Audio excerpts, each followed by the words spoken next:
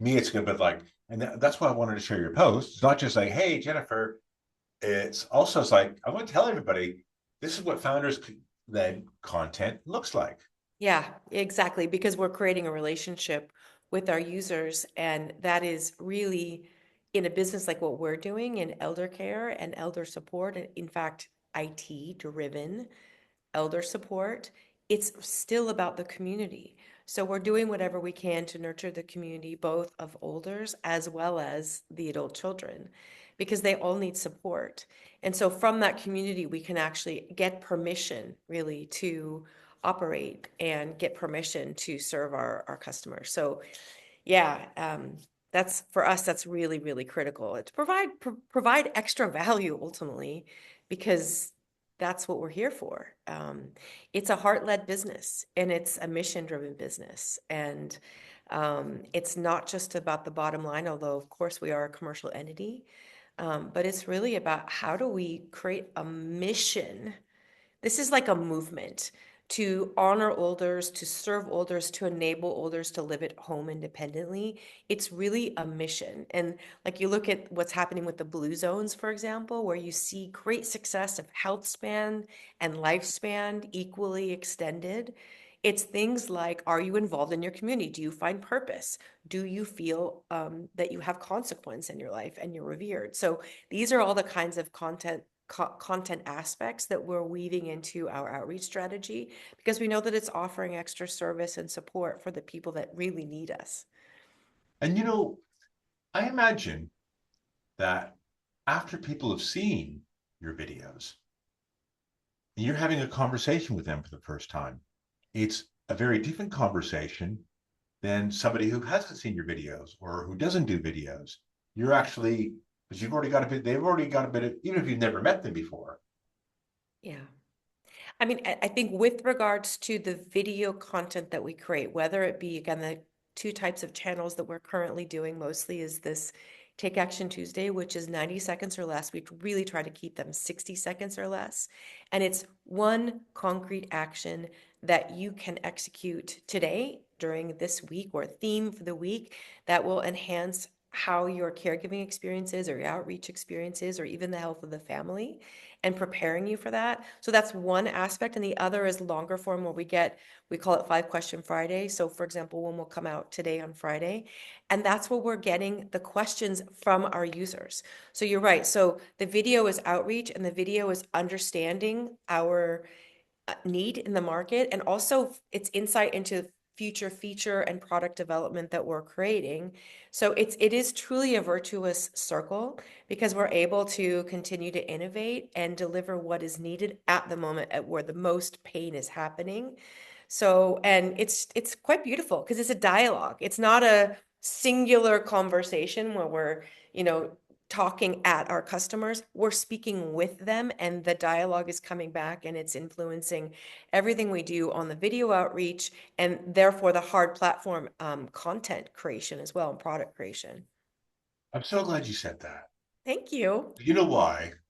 I go to people, use content market fit to drive your product market fit. And people go, huh? But you Yeah. just said it. You just said it. Oh, thank you. Thank you. That's so kind. I mean, that strategy, I really think it's something that sets us apart as a company. And it starts from the founders because, again, we are women who have founded this business because we are trying to solve our own problem. We understand our problem because we are living far away from our aging parents. And we know that we need to provide support for them. It's a completely, market that's fragmented. And we had to find a way to bring it together. And very often it's consolidate what is necessary. So what is needed, and if it's needed, how do you find it? So we've consolidated that for them. And also, is it trustworthy? That's the key question, really. And that's what we're solving in actually how we bring our users onto the platform. All of our product delivery, our service delivery is all through a very complex trust system, which we really love. And I think even a step before that, so one could say, all right, so you went ahead and you knew what your problem was, Jen and Miriam. You knew that you had aging relatives that you had to care for. So just go ahead and deliver it. Just go ahead and build your platform. Go ahead and start building our services. And actually, that approach wasn't even satisfactory for us. We decided to even take a step back from that and we ran ethnography. So I know it's highly unusual for a startup to initiate all the product development with ethnography. So we did 3 months of ethnography with users in 5 different cities in the United States. We actually did that also in India because we were serving multiple countries. And what we found was our users told us what it is that they needed on the principle of what are our hopes, dreams, fears, concerns about how they wish to live their life. And according to how they wish to live their life, they would like to have these types of support services that actually enable their independent living. And so it's from that, they gave us the instructions. And the next step was we didn't just say, thank you very much, bye, we're going to go build this. We said, thank you very much. Let's dig even deeper. Let's keep having more conversations. And those people actually were in our early design groups. So when we speak about UI UX design in a tech solution, they were actually at the design table with us, co-designing, and then all the early beta versions, we had them test. So like the simplest insight I can offer you, Jose, is that when you're designing a tech solution for an older and you know it's going to be a mobile application, first of all, how does an older hold a phone? You and I might pick it up and do this, right? We're using our thumbs, but already an older holds it differently. That we know that they hold it in one hand and then they're doing it like this. So that we know that we have to be able to have a cleaner interface that has even fewer choices and high color contrast, because as we age our color acuity actually fades as well as our physical acuity.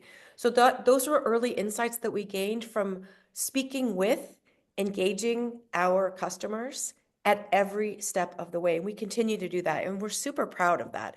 And so for example, when you see our content marketing, it's just continuing that dialogue, which is what are your hopes, dreams, fears for aging independently at home? And what might you do if you have all those things taken out of, all those things that are burdens taken away? How might you choose to live your life? And then on the adult child perspective, what are the hopes, dreams, fears, and sometimes burdens that we're trying to take away? And very often it's anxiety. So, for example, an adult daughter like myself who's living thousands of miles away from her aging parent, I want to send things, services, I want to send support, and I don't know if these people are going to be trustworthy. So that's the core to our business.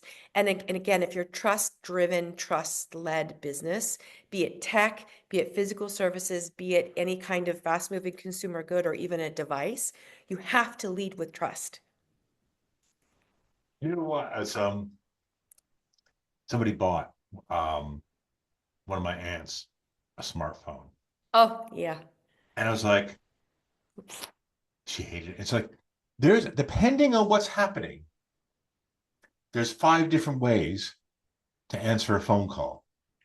Hmm. So if it's on WhatsApp, you put so one out. It's like, and if it's on lock, then if it's on screen lock, you got to do this.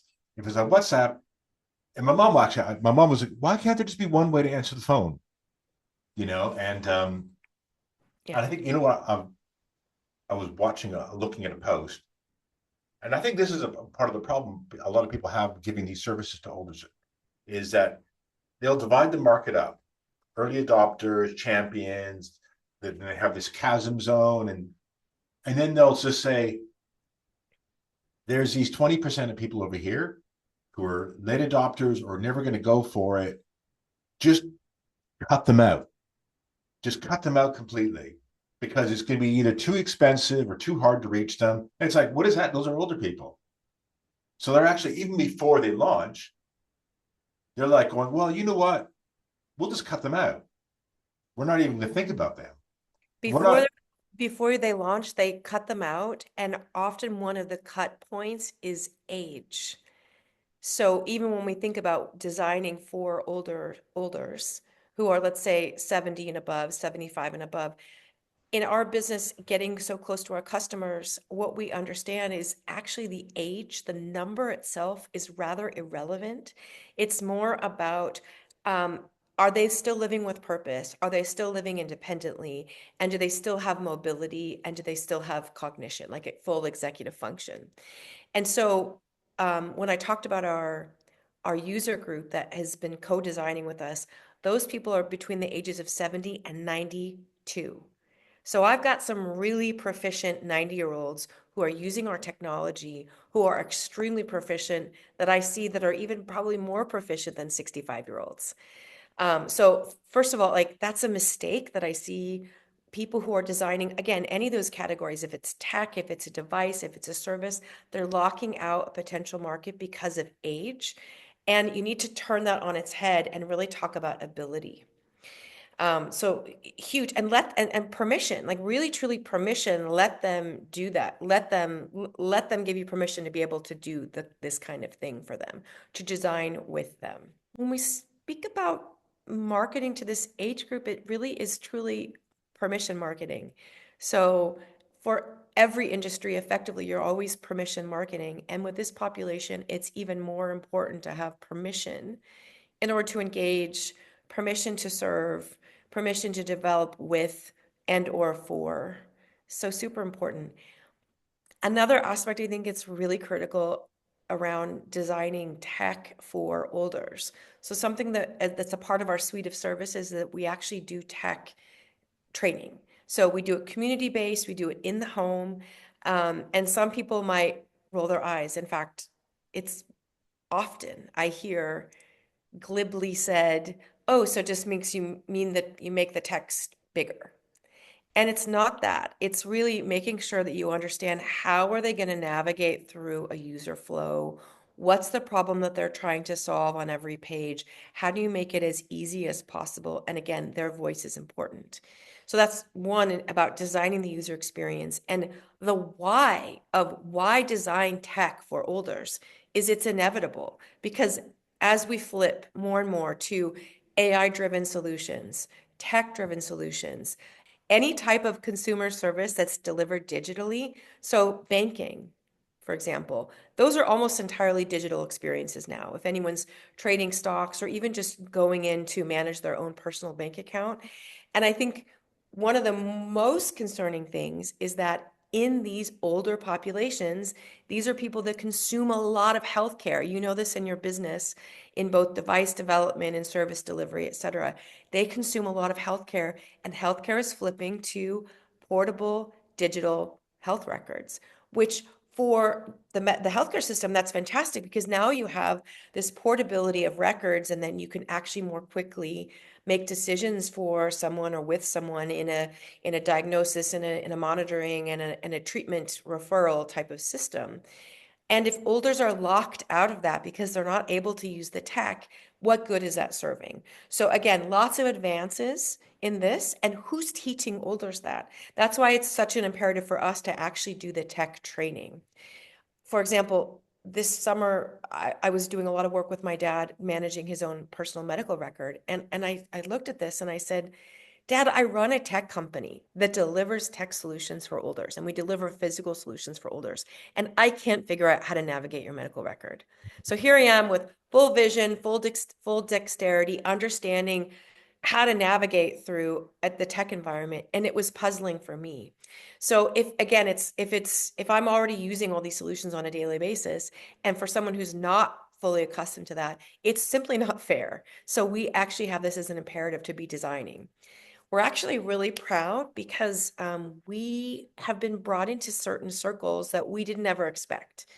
When we launched this, we knew that we came with a whole lot of understanding about the caregiving experience, the healthcare experience, the aging experience, with the type of proximity that we have to care and or the personal delivery of care. But we realized we had such you know, personal experience, professional experience. We have the street cred on this, and we have the time really doing it, that our expertise is useful obviously for our business and our customers. It's also useful for others who are designing in that area. So we were invited to consult the UN Secretary General's Office on Aging. Oh, wow. It was incredible. Yeah. So this was an incredible experience. We were able to step in with this very multi-sectoral platform of like the big tech developers, like Microsoft, for example, where they're looking at how do you develop for people with special needs, the academic institutions, other entrepreneurs who are actually actively seeking to design solutions with and for this market. So we actually created a series of white papers in collaboration with these other groups. And they're actually on our LinkedIn page where you have things like the future of broadband access, the future of tech design, the future of inclusivity for all abilities, including for the aged. And that was then taken into the UN. So we do that, and some of that experience has enabled us to work directly with ministries of health in certain governments and insurers, and as well as continuing education for nurses, physicians on how do you convert a workforce that isn't necessarily already geared towards gerontology. How do you teach them the basics to get them up to speed and start doing these certifications so that they're certified to treat and to approach and design with and for and care for olders? It's very interesting that a lot of people don't want to use humor. Yeah, it's And I so mean, I said, true. it's like, oh, people won't take me seriously. I was the same way, but I'm not going to talk about me. Oh, we can't, it's healthcare. We can't use humor, right? We got to be really serious all the time, or otherwise people won't take us seriously. And here you're getting into those rooms, you're getting partners with these people. And I mean, I wouldn't say you're clowning per se. You're not like a clown. No, You're no. using humor. Yeah, You're using skills for comedy. And do you mind giving a bit of advice to people who are absolutely. who are, Yeah. when they get So, on camera, they're like, but yeah, they're off yeah. So camera, I think, they're a bit more. It's like, why can't you be like that when you're in front of the camera? yeah, Why do you have to have this mask when yeah. you're speaking to your audience? You got to pretend to be somebody you're not. Yeah, I mean, so caregiving and actually aging is funny.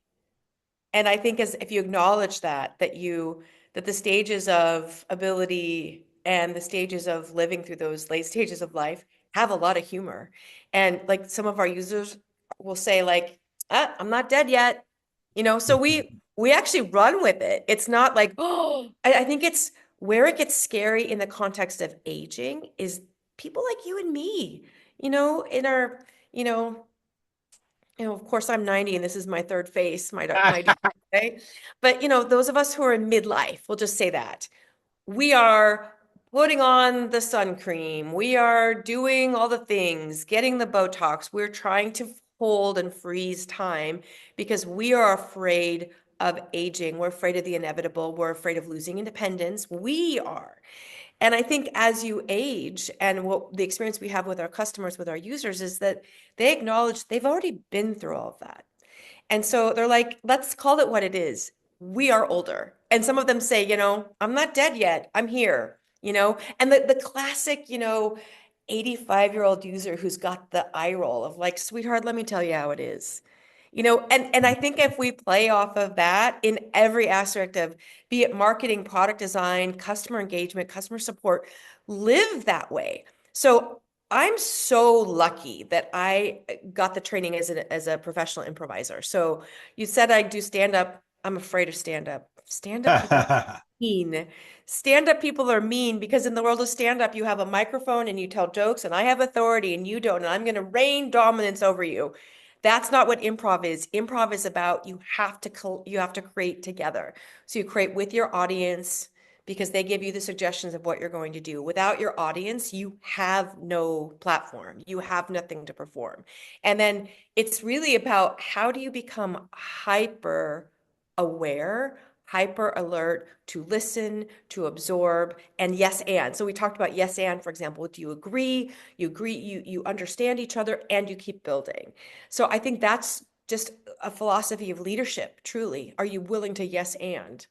Um, yeah, without that, you can't create a business because effectively, like in comedy and improv and in entrepreneurship, you are creating something from nothing every single day, really every single day. And truly, the role of a leader is to embrace uncertainty because you're going to have it, especially in entrepreneurship. You might have your business plan, you might have your daily schedule for what what you're going to do, and the second you step in the office, you're going to get blown off course. And so because of that, the skills of improv are such a gift to any leader. Yeah, I find thanks. I don't know if I have the skills of improv, but I found it Of actually. course you do. Everyone does. Yes, you do. I find it really helps. I wouldn't be able to do without, just because a lot of times what I have to do is I'm talking to people and they're like, "Oh, let's do some clips. We'll do this. We'll do that," and they're very confident in private, but I have to lead them to this new place where they're appearing on video for the first time, and they get scared, right? So I have to. It's funny, there's a lot of humor in that, and it's just like, and a big part of my job is making people laugh between takes, Yes. to get them to come out of their own head and and you know what? And that's I never thought of it until you just said it. It's an act of leadership. It is an act of leadership. Comedy, creation, entrepreneurship, they're all acts of leadership. And in that sense, this act of leadership is as a servant leader. So, for example, let me describe what the rules of improv are to you, because you're very familiar with yes and, because that's rule number one, and that's critical. You always have to yes and. It's never yes but. And what we say is things like, everyone in a room, like if you just look at the context of business, everyone has someone who's the classic yes butter. And what do? They are trying to be smart. And I'm sure they're extremely intelligent, but they're trying to demonstrate their knowledge, maybe their dominance, maybe their autonomy in a meeting. And they're like, yes, your plan is interesting, but it won't work. But we don't have the budget. But we can't hire that person. They're too expensive, but they're too expensive. And what I often say to my students and my team is, the buts for sitting, it's not for your mouth, right? It's about yes and, because when you unleash the potential of yes and by saying you can face the same constraint. I want to hire someone and they're expensive. Yes, and let's find a way to make it work. This is the type of package that they need. Let's find creative solutions to make it work. If it's not direct salary, it could be other aspects of the package that you put in. So I just did the same thing. I just said this person, we can't reach their compensation goals, and let's find a creative way to make it work instead of yes, but I can't do it. So, you know, again, this thinking about the rules of improv, yes, and critical to all leadership environments and all design environments and entrepreneurship environments. And the second one is listen. So, for example, in the world of improv comedy, you are co creating live. You are literally given a suggestion from the audience and you are creating something in front of everyone. In order to do that well, you have to listen. So, two ears, one mouth. And if you miss something, you're gonna go in the wrong direction and you're not gonna be able to make it work. You might yes, but, for example. So always listen. And in the world of improv, it's not plan ahead, it's stay very much in the present moment. So often in the world of business, we say mindfulness, hyper mindfulness, in the zone, in the flow. It's all the same thing because you are actually hyper focusing to absorb what's coming at you. The third rule is service. And so easily, it's no diva behavior. Like, don't be a freaking diva, right? And everyone would wish this in every corporate meeting, every business meeting, every leadership environment. Divaship does not serve your people well. It makes you stand out as someone who's maybe the smartest person in the room. And if you're the smartest person in the room, change rooms. You're in the wrong room. You need to bring the smartest people onto your team and unlock their potential to deliver, to co-create. And that's exactly what we're doing in improv, is that we are here to make everyone else the star. So you perform with someone.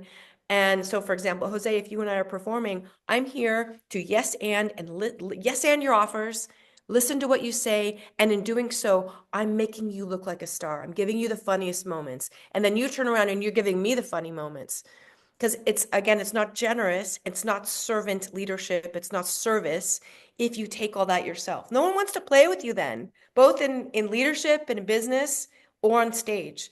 And then the last rule that's probably underlying all of this, especially in the world of design and business, is fail with joy. And so this is like, this is bringing you back to the world of agile, for example. Fail fast, learn fast, have an iterative loop as quickly as possible. So you've got something, you've got it on stage, it's not working. You're selling it as much as you possibly can. So the joyful thing is, oh my gosh, this sketch is going down and it's burning so hard and the audience knows it. And if I feel uncomfortable for a moment, they're going to feel uncomfortable. Never let the audience feel uncomfortable. So you just, as it's going down, it's kind of a wink to audience of like, this super sucks. And I know it. And we're going to call the scene as fast as possible. And then we're learning from it. So we know that the next time we initiate a new scene, we're not going to do that crappy thing. We're going to do something different. But you're always doing it with confidence. So again, in leadership, the people you're leading do not want to see the leader feeling insecure or unsure about yourself or unconfident if you're pitching to do a raise. You don't want that behavior. You want that, yes, I can do it. And even if it's going off the rails, I'm going to keep going. It's kind of fake it till you become it attitude, right? Oh, That that's was a lot of wicked. words. That was a lot of words. Sorry, maybe you can cut them back. That's a lot of Ah, words. Words, words, words, words, words, words. I mean, there's so many other things I can say that are really beautiful aspects of improv in this design process. One thing that I love is bring a brick. bring Bring a a brick. Bring a brick. So bring a brick is when I arrive to a scene, or I arrive to a meeting, or I arrive, let's say, to an agile development session where we're going to iterate things. I'm not coming with a fully developed cathedral, right? Because if I do, why did I have the meeting? Right? So we're coming together to create something. Each person's bringing a brick, and the yes anding is you're building something together. So that's super hypercritical that everyone has the permission to bring their brick and assemble it into whatever it is you're building together. So that's very generous for the stage. It's very generous for the world of leadership and for the world of entrepreneurship is everyone's bringing a brick. And it also means that in the brick bringing, sometimes you're doing the thing that isn't so exciting or funny or sexy or feeling like it's going to give you a lot of exposure, yet it's essential. So sometimes we'll do this exercise in improv called a word at a time story. So we'll stand in a circle and we'll say one word at a time as we build a story. It's not necessarily something we put on stage. I guess we can, but so as you're telling a story and each person has one word only, and you keep going around the circle, you're going to have cool words like armadillo or spaghetti or ghosted. You're also going to have words that connect like and it and the or and I've seen when people are going around the circle, they're often like, oh, the, because you need that the to tell the story, or you need that and to tell the story. And people will often roll their eyes and say, why do I keep getting these boring words? And so that's where we go back to the ensemble, which is performing, and say, everyone's brought a brick to tell this story and to build this thing or build this cathedral that we've built together. Everyone has a role and own it and love what you've done. Some moments you get to shine, and some moments you bring the connector words. And everyone is important in that. So, again, applying that to leadership, applying that to design, you're going to have moments where you got to do the sucky thing and play the scene that you're in and deliver that the and it with pride because you are part of building something together, and ultimately that something you're building is going to delight and serve your customers.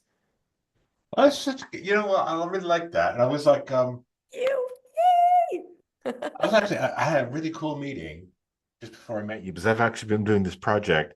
Been really struggling with it. And because I don't have enough time, I'm doing a pro bono digital health Africa webinar. And then we were like talking, Oh, we should and talk. we Yeah. were like, you know what? But we were like pushing the snake up the hill. We don't have any date. We don't have anything nailed down. And I'm like so busy with all other things and I don't have enough contacts. We had this idea, we're bouncing. Why don't we all do a video clip? And that could be like, and I was thinking that's our brick. So we That's just your had brick. a couple of bricks and we didn't put them out there, right?